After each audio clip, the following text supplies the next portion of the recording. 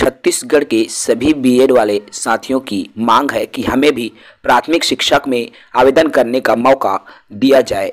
इसी को लेकर आरटीई एक्ट की धारा 23(2) के तहत बीएड वालों ने मांगा प्राथमिक शिक्षक में आवेदन करने का मौका।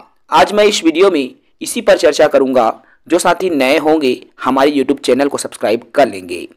जैसा कि इस थंबनेल से आपको समझ में आ रहा होगा कि बीएड वाले साथियों द्वारा आरटीई एक्ट की धारा 23(2) के तहत जितने भी बीएड वाले साथी हैं वे कहते हैं कि प्राथमिक शिक्षक में हमको भी मौका दिया जाए। इसी को लेकर शिक्षा मंत्री को भी ज्ञापन सौंपा गया है।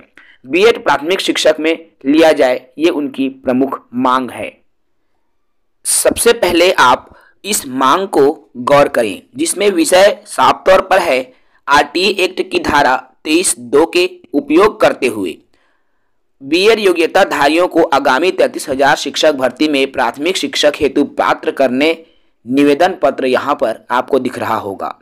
महोदय जी, विषय अंतर्गत लेख है कि भारत सरकार द्वारा बीएड योग्यताधारी को वर्ष 2018 में सहायक शिक्षक हेतु पात्र किया गया था तथा उक्त राजपत्र पर भरोसा करके ही हम लोगों ने बीएड में प्रवेश लिया था, परंतु कुछ तकनीकी कारणों के कारण माननीय सुप्रीम कोर्ट ने उक्त राजपत्रों को अवैध घोषित कर दिया और माननीय कोर्ट के उल्लेख किया कि सरकार योग्यता में छूट आरटीई एक्ट की धारा 23(2) का उपयोग करके दे सकती है।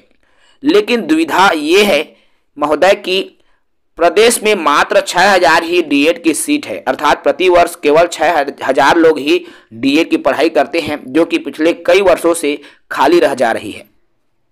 उसमें से भी आप 10% डीएड योग्यताधारी ही टेट की परीक्षा उत्तीर्ण कर पाते हैं। प्रदेश में अगर प्राइवेट स्कूलों के प्राथमिक से रिक्त पदों की संख्या देखी जाए तो वह 70,000 से हो जाएगी।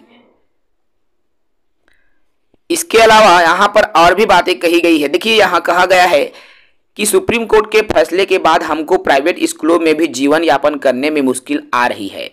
इसका समाधान क्या है?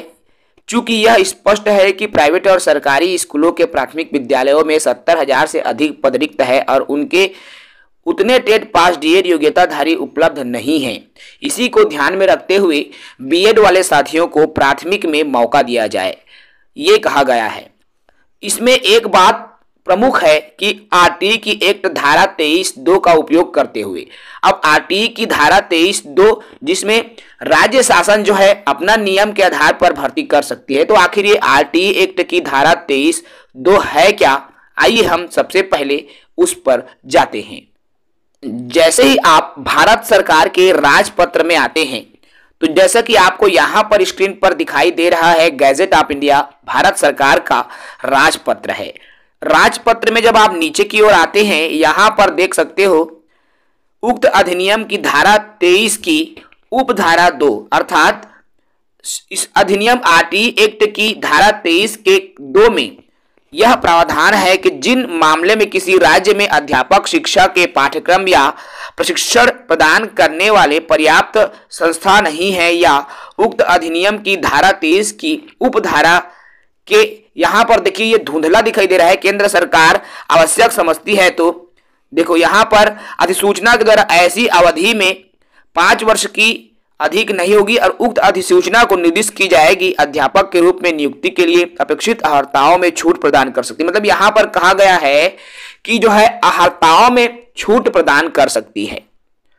अगर यहाँ राज्य चाहेगा तो जो योग्यता जो है डीएड पास रखी गई है सहायक शिक्षक के लिए, उस पर छूट कर सकती है। और ये आरटीई की एक्ट धारा 23(2) में स्पष्ट तौर पर उल्लेख है और इसी धारा का उपयोग करते हुए प्रदेश के बीएड वाले साथियों द्वारा जितने भी यहाँ छत्तीसगढ़ में मंत्रियों से ये मांग रखी जा रही है कि प्राथमिक शिक्षक में बीएड वाले साथियों को मौका दिया जाए।